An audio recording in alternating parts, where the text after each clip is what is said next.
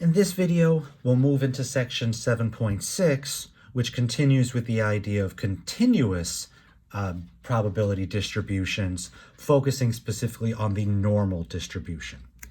This is very similar to what we saw in the previous section. The binomial distribution is not the only example of a discrete, but it is a very, very common one, so we took some time to focus on that, and that's the same thing we're going to see here. 7.3 gave us some initial description, talked about the idea of density curves, that we have too many x values in any continuous situation to make a simple chart, x and the probability of x. So we always had these density curves, and the area under the curve translates into the probability, because it looks at the proportion of the people or objects that do what we want out of the total proportion that we have. So that's the direction we're going. So normal distribution. Our book is actually a little light on description. Most statistics textbooks take a couple of pages to describe why this is so common, that any situation where there's so many factors, whether it's environmental factors, genetic factors, but in so many situations where so many factors have an effect on whatever it is we're measuring, so things like IQ or height or salaries are all very common examples of variables that fall under this normal distribution. For us though, we're not going to have to figure out if it's normal or not. It'll say that in the problem. And just like we saw that way back with the empirical rule, when you see that our information is normally distributed, that's often a very, very big hint as to what we're going to do. So now let's get into some more of the facts of the normal distribution. And we've established a bunch of these earlier, that any situation that is normally distributed can be monitored, can be modeled by this bell curve. And with our bell curve, that both the mean and median coincide in the middle, and that we have this symmetry on both sides. So that's true for all normal distributions. The book points out a little bit, some of these curves are a little bit sharper, some of them are a little flatter, but they all have these same basic properties. And now what we're going to realize, the key to this whole section is going to be whenever we want to know information, we're going to need to find areas under the curve. And I'm going to give you some charts in a moment that'll do that for us. But we're always going to need the z-scores. That is what unites all normal distribution. That if I want to know the probability that z is less than some value a, well, I'd find where that z-score is. So if my z-score is negative, I'm somewhere over here on the left below the mean. If my z-score is positive, I'm over here on the right. So let's just pretend for this example that a is over here. So the probability z is less than a will end up being this particular area. That's what we'll have to find. Now, the book goes a little further and talks about in these situations, if it's just less than a or less than or equal to a, this will all work out the same. But how are we going to find this? And again, it's all going to be based off of z-scores, because in all normal distribution situations, we get z equals 0 in the middle, coinciding with the mean. And then again, negative z-scores on the left, positive z-scores on the right. The whole area under this curve adds to a total of 1. Something must happen, so the whole area equals 1. And when we start doing proportions, this area over the whole area, well, this area divided by 1 will just equal this area. So that's all we're going to need. And we are going to need these charts. These charts show up a lot of places in the book. It shows up on page 788 and then 789. If you just go to the appendix tables, you'll see these two charts, and you'll see we're talking about normal probabilities on both of these, both sides, normal probabilities. So we're going to need these charts. They also come up in the, a lot of you have like an extra reference page in the back of your book. They're printed on the reference page. And in my notes, again, I will scan this as a part of this note package, so you'll have these there as well. You really want want to get used to using these charts, everybody. So how do these charts work? Well, again, what we are going to do, how these charts work, if you look a little more carefully at them, that this chart that's on page 788, I'll always refer to this as chart number 1. What this does, it gives us z-scores on the outside of the box and then the areas in the middle. And the way we use our z-scores here, we always need to go to the second decimal point. And the last thing I want to say, then I'll show you on the back, and then we'll do a couple of quick problems to get us warmed up here. So just that we need 2 decimal places, and that this first chart is specifically set up when our z-score is negative. So what do these areas in the middle represent? They represent the area in this left-hand tail, the area below that negative z-value. So even just thinking about that, everybody, look at these actual areas. These areas, the biggest they get at the very, very bottom is 0.50. And that 0.50 corresponds with a z-score of exactly 0. So that would be 0.5 is the area below the mean. That's what we've always known. The whole idea of this normal curve being symmetric, 50% of the data is on the left of the mean and 50% is to the right. So these values, these areas are always less than 0.50 because you're always covering less than half the curve. You're just getting this left-hand tail. So truly, everyone, we don't even need a second chart because the other aspect of symmetry, if I have a positive z-score, well, it would just represent the area over here on this right-hand tail, and that these two things are symmetric. So whatever area you have to the left of a z of negative 1.12 would be the same as the area to the right of a z of positive 1.12. Again, I'll demonstrate that in just a moment, but let's look at the second chart. This one, well, if you look at your z-scores, it's still the same setup. We're getting the whole number in first decimal on this side and the second decimal across the top. So we still are going to need our z-scores to 2 decimal places. And then we still have our areas in the middle. But now what's different about this chart? Well, this chart is assuming we're getting a positive z-score, so that now we're over on the right-hand side of the mean, and that this gives me the area forever to the left, back to the mean and all the other side as well. So with this setup, you're always getting more than half the curve. You're somewhere over here, close to the mean, far away from the mean, but you're always getting all of this area. So if you notice, looking at the decimals in here, all of these are bigger than 0.5 because they all include more than half of the curve and more. So either one of these tables technically would be enough. We could always get enough information from what the table gives us to be able to figure out what it is that we want.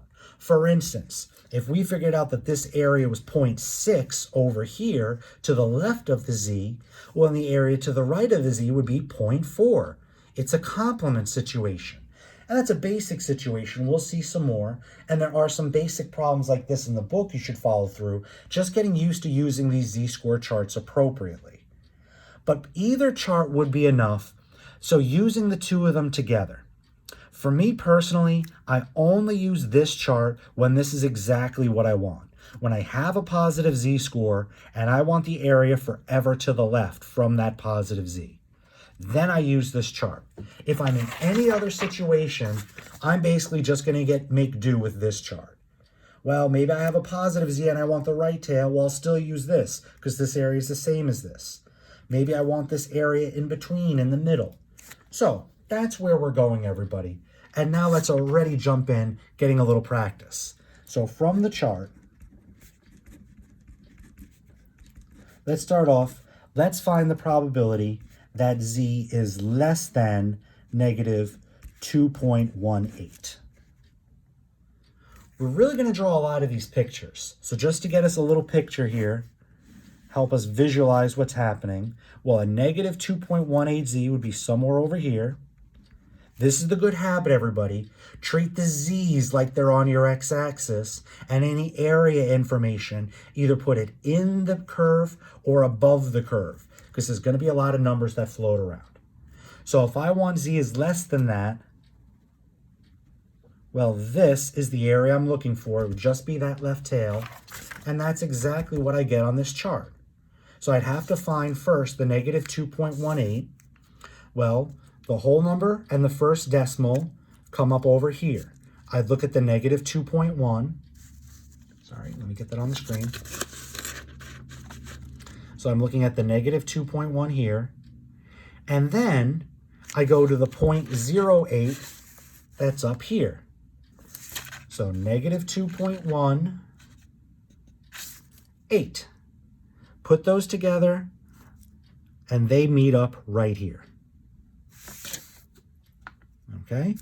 Negative 2.1 and the 0.08, and they meet up right here. So that area goes in that left tail. And that's exactly what I want here. So this would equal the 0.0146 that I had on my chart is exactly the area that I want.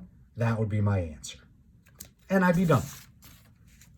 But now number 2, what if I want the probability z is greater than positive 2.18? And we're already going to see 2 possibilities. First thing, just to get my little picture, now it'd be over here. Positive 2.18 is over on the right-hand side of the mean, and I want the area greater than 2.18. So there's 2 possibilities here. For me, I'd use this. I would do the exact same thing I did here, and for a negative 2.18, I get this area, and this area goes on the left tail. So using symmetry, a positive 2.18 would still get the same area, but now this area would be the right tail. And I would be done. But for a lot of people, especially the first time you're looking at these charts, you see a positive z, so you want to use the positive z chart. And you go to the 2.18, same idea, 2.1 on this side, the 0.08 here, and I get the 2.18, and they meet up right here. Okay, 0.9854. But what does that 0.9854 actually represent? It represents all of this area, and that's not what I wanted. The probability z is less than 2.18. That is exactly what I would want, and that's what I was saying a moment ago. That's really the only one time that I use this particular chart. For all the other ones, I pretty much just get used to using this chart and adjust it. So that's what I did. If I did use the other chart, this is this region. So 1 minus this region would give me this region. So I could work it a couple of different ways, and you're already starting to see there's not one correct way to get these answers. Sometimes there's one easier way, but it's all about just making sure you're using the charts with the correct z value and putting your areas where they belong, and then evaluating. Is that the area I want? Okay, I'm done.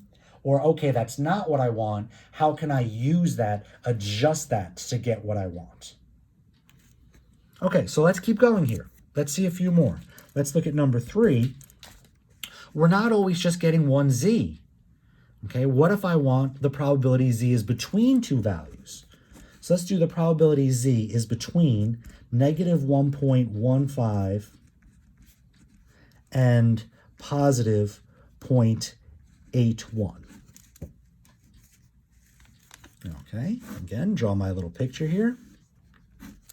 My only little thing with the bell curve, everybody, again, I technically should be a very nice, pretty symmetric picture. You never technically touch the x-axis again. You get closer and closer in approach, but you technically never touch. I know it looks like they touch here, but that's just, again, the thickness of the marker that kind of makes it seem like that. But technically, these go on forever. You can keep going forever to the right, forever to the left. So my only issue is don't draw this. Okay, that's no good. That's definitely not a bell curve. So as long as we're trying to flatten out on the extremes, you know, I'm not worried if we're a little off, if it's not a perfect symmetry picture. We'll make do. But we'll try. We'll try and draw a nice picture. Negative 1.15 would be somewhere over here. Positive 0.81 would be somewhere over here. I mean, we could talk about positive 0.81 should be closer to the mean than negative 1.15 is. But again, as long as we basically just get the order and the correct sides, that'll be enough. I want the probability z is between those two. So I'm going to want this shaded region. So a lot of possibilities on how to find this. Let's just do two. I'll start off just using this first chart. So the negative 1.15 works perfectly. Negative 1.15 would be the 0.1251, and that gives me the left tail. 0.1251. That is not what I want, but kind of no matter what I do from here, that's going to help me to get what I want.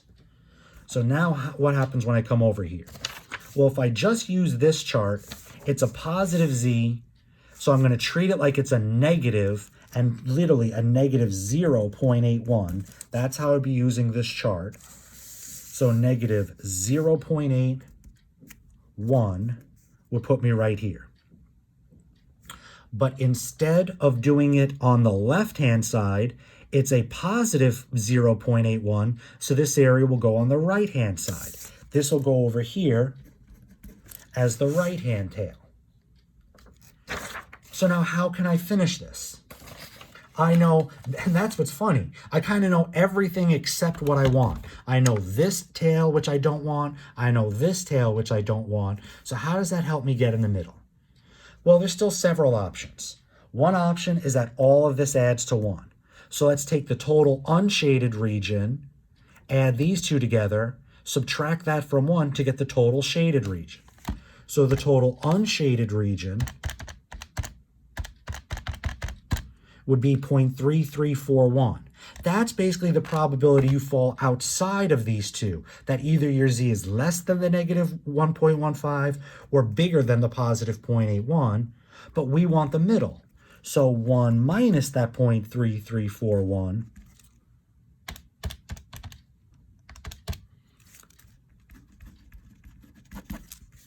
will give us the answer that we want. But that's just one way. No matter how I found these z's and their areas, they didn't give me directly what I wanted. I had to think somehow, some way outside the box. Well, here's another way to get this. Once I know this left-hand tail, well, this is half of the curve. So this adds up to 0.5. So 0.5 minus this will give me this part of the shaded region. Similar over here. This is half the curve. 0.5 minus this will give me this part of the shaded region. And now once I know this area and this area, add the two together to get the total shaded region. That'll work. For this side, I get 0.5 minus the 0.1251. For this side, 0.5 minus the 2090. And if you add these two values together, no surprise, that's the answer that we had before. One more time, everybody. One more alternative. And again, I could really keep rattling off lots and lots. So it's not that you know all the ways. You need to have one way to find these areas. So one more. I use the negative z with the first chart, and I get this area. But now I see this is a positive z, so now I use this chart. I use the 0.81, and I get 0.81, and I get 0.7910. But what does that area go with? That goes from here forever to the left. So how is that supposed to help? Well, this gives me more than what I want. It gives me the shaded, and it gives me just this unshaded region, and I know what that area is. So if I take this whole area, which gives me more than I want, minus this, which is not what I want, this minus this,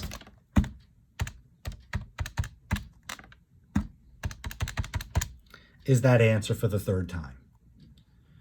So there's a lot of variety, and sometimes that's actually a little frustrating because we're not always doing it the exact same way, but that also gives you a little variety and a few options. So let's do one more here, and then I'll start a new video where we start getting some more full problems, not just working on the Z, getting a full problem and seeing how we use this. Okay, so one more. Number 4. Let's look at the probability, and I'm still going to do 2 Z's, but now they're going to be on the same side. So let's take the probability that Z is between 0.92 and 1.8. Still going to draw my picture. I can't say that enough. I think that's such a good habit.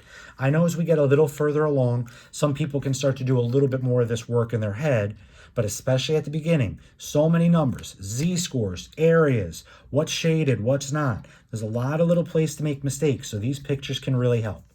And I should have said this at the very beginning.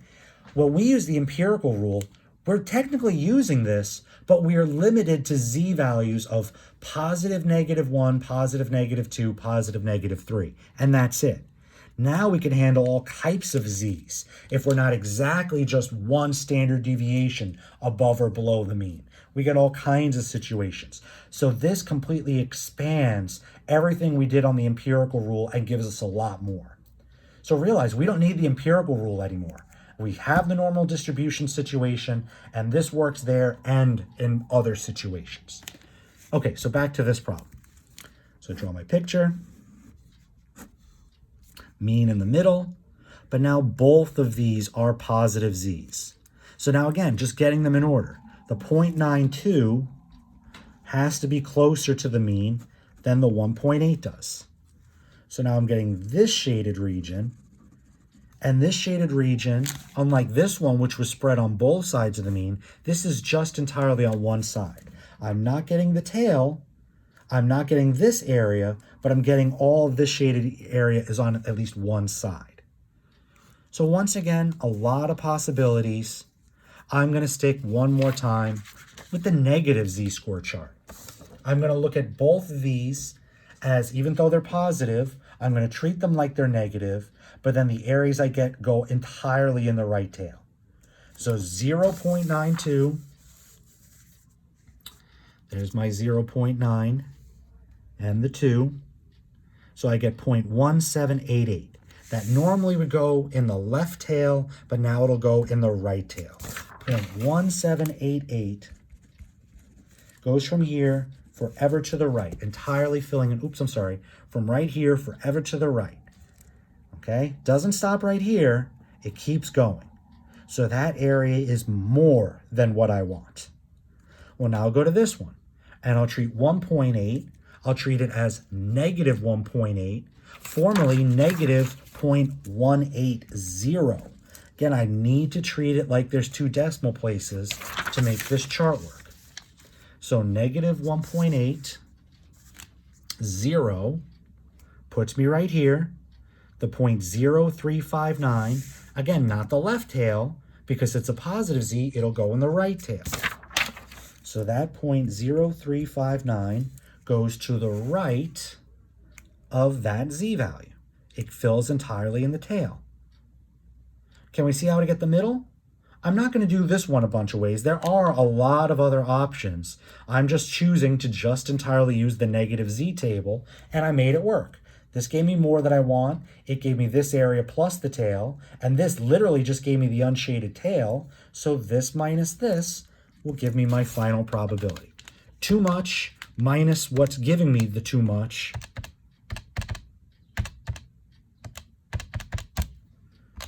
And I get 0.1429. Still all probabilities, everybody. So at the end, these are all still probabilities. We're still getting decimals between 0 and 1.